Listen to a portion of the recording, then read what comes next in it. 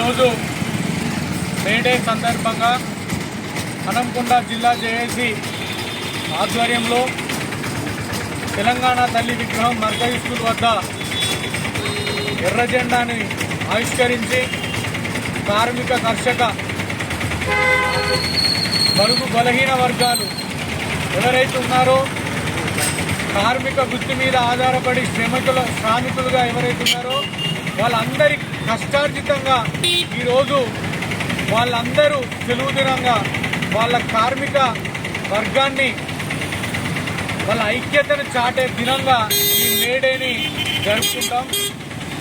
నేటికి మేడే 136 సంవత్సరాలు అవుతుంది. 136 సంవత్సరాల క్రిందట మొదటిసారిగా కార్మికుల పక్షాన ఎర్ర జెండాను ఎగిరివేయడం జరిగింది. అలా ఆనాటి నుండి ప్రారంభమై ఈనాటి వరకు కూడా మనం మేడేని జరుపుకుంటూ వస్తున్నాం. ముఖ్యంగా మనందరికీ తెలుసు, కార్మిక వర్గాల్లో బతికే ప్రతి ఒక్కరు కూడా ఆటోలు నడిపే వాళ్ళు కానివ్వండి, మున్సిపాలిటీలో శానిటేషన్ వర్క్ చేసే వాళ్ళు కానివ్వండి, ఇండస్ట్రీలో పనిచేసే వాళ్ళు కానివ్వండి, ఏ వృత్తిలో ఏ కార్పొరేట్ సెక్టర్లోనైనా బలుగు బలహీన వర్గాలకు చెందిన వాళ్ళు మాత్రమే కింది స్థాయిల కార్మిక వర్గంలో పనిచేస్తూ ఉన్నారు. ఎందుకు మనం ఈ కార్మిక వర్గానికే పరిమితమైనామంటే, వెనుకడికి వెళ్ళి మనకు చదువు లేదు. చదువు లేక మనల్ని బానిసలుగా చేసి మనల్ని కార్మికంగా పనిచేసుకొని బతికే విధంగా తయారు చేయడం జరిగింది. ఈ దేశం యొక్కలో ఒక విచిత్రమైన పరిస్థితులు ఉంటాయి. ఇక్కడ సామాజికంగా ఆర్థికంగా ఉండాలంటే భారతదేశంలో మనల్ని కులాలుగా మతాలుగా విడదీసి పాలన చేయడం జరుగుతూ ఉంటుంది. కానీ వేరే దేశంలో, మన భారతదేశంలో కూడా ప్రపంచంలో ఉన్న అన్ని దేశాలలో పేద మధ్యతరగతులకు ఉన్నవాళ్లకు ఉన్నత వర్గాల వాళ్ళకు మధ్యన జరిగే పోరాటం ఇది. వాస్తవంగా ఇండస్ట్రీలు పెట్టినా, కార్పొరేట్ సెక్టర్లు పెట్టినా అలా పనిచేసే ఉద్యోగులకు చాలా తక్కువ జీతభత్యాలు ఇస్తారు.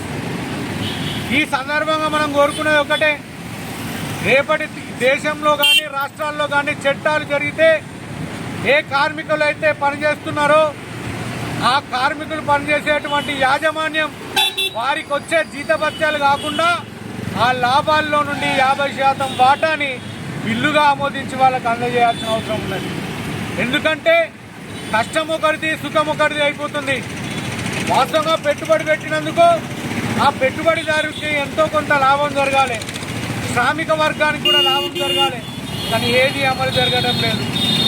ఒకప్పుడు హక్కుల కోసం పోరాడి ఆ కార్మికుల కోసం కార్మిక భవనాలు ఉండేది. ఆ కార్మికుల పిల్లలు చదువుకోవడానికి స్కూళ్ళు ఉండేవి. ఆ కార్మికుల పిల్లలకు వాళ్ళ తల్లిదండ్రులకు వాళ్ళకేమైనా జరిగితే వాళ్ళు పోయేందుకు ఒక వైద్యశాల, హాస్పిటల్ ఉండేవి. ఇలా ఎక్కడికక్కడికి ఉండాలి. కానీ ఈ రోజుల్లో ఎక్కడ కూడా అలాంటివి కనబడట్లేదు. ఒక శ్రామికుడు, ఒక కార్మికుడు కష్టపడి తన పిల్లల్ని చదివించుకోవాలంటే గవర్నమెంట్లో బడిలో చదివించుకుందామంటే అక్కడ వసతులు సరిగ్గా లేవు. అక్కడ చదువుకునే పిల్లలు పాస్ అవుతారా లేదన్న గ్యారంటీ ఉంటుంది. అర్థం కాక ఈ కార్మిక వర్గంలోని పేద విద్యార్థులు చదువుకోలేక అటు సతమతం అవుతూ చిన్న ఏజ్లోనే, అతి చిన్న వయసులోనే కార్మికులుగా మారుతున్నారు. దీన్ని మనం పూర్తిగా వ్యతిరేకించాలి. ప్రతి ఒక్కళ్ళు 18 సంవత్సరాలు వచ్చే వరకు చదువుకునే విధంగా చట్టాలు తీసుకురావాలి, అది అమలు చేయాలి. అప్పుడే ఈ భారతదేశం ఆరోగ్యకరమైన భారతదేశంగా మారుతుంది. ఎందుకంటే మనందరికీ తెలుసు, ఒక కార్మికుడు కష్టపడితేనే వాళ్ళ ఇంట్లో కుటుంబంలో అందరికీ నోట్లకు వేళ్ళు పోతాయి. పొద్దున బయలుదేరితే ఈ ఎండలో కష్టపడి సాయంత్రం 10 గంటలకో 11 గంటలకో ఇంటికి వెళ్తారు. ఆ 11 గంటలకు పోయే వరకు పిల్లలు పడుకుంటారు, తన భార్య తన కోసం ఎదురు చూస్తూ ఉంటారు. ఎన్నో కష్టాలు అనుభవిస్తుంటారు. కానీ ఆర్థికంగా వాళ్ళు ఎదుగుదల ఉండదు. ఈ ఆర్థిక ఎదుగుదలకు ప్రభుత్వం ప్రోత్సహించాలి. వాళ్ళు పనిచేసేటటువంటి ఆ కార్పొరేషన్ సంస్థలు అయితేనేమి, ఇండస్ట్రీలు అయితేనేమి వాళ్ళ ఆర్థిక సహాయాలు అందించాలి. ప్రతి కార్మికుడికి హెల్త్ ఇన్సూరెన్సులు చేయాలి. వాళ్ళ విద్యార్థులు చదువుకోవడానికి అయ్యే ఖర్చును పెట్టాలి. ఇలా ప్రతిదీ చట్టం చేసి అమలు చేసినప్పుడే ఖచ్చితంగా మన భారతదేశంలో శ్రామిక వర్గాలు కూడా ఆర్థికంగా బలోపేతమవుతారు. అందరూ ఐక్యతగా పోరాటం చేయాలి. మనందరికీ తెలుసు, కార్ల్ మార్క్స్ కానీ, లెనిన్ కానీ ఇంకా చాలామంది ఎర్ర జెండానే ఎత్తిండ్రు. మొదట ఎక్కడ అన్యాయం జరిగితే అక్కడ ఎర్ర జెండాతో నిలబడ్డారు. భారతదేశం చరిత్రలో డాక్టర్ బిఆర్ అంబేద్కర్ గారు రాజ్యాంగంలో హక్కులు కల్పిస్తూ లేబర్ మినిస్టర్గా ప్రతి ఒక్క కార్మికుడు కూడా హక్కులు కల్పించే విధంగా చట్టాలను చేసిండు, బిల్లులను చేసిండు. కానీ ఆనాటి ప్రభుత్వాలు ఆయనకు సహకారం చేయకపోతే తన పదవిని తృణప్రాయంగా వదిలేసిండు.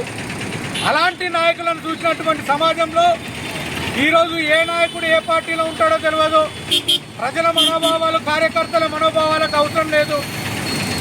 వాళ్ళ స్వార్థం కోసం, వాళ్ళ ఆర్థిక విధానాలను కాపాడుకోవడం కోసం, వాళ్ళ ఆర్థిక మూలాలను పెంచుకోవడం కోసం వాళ్ళ స్వార్థపూరిత రాజకీయాలు చేస్తున్నారు.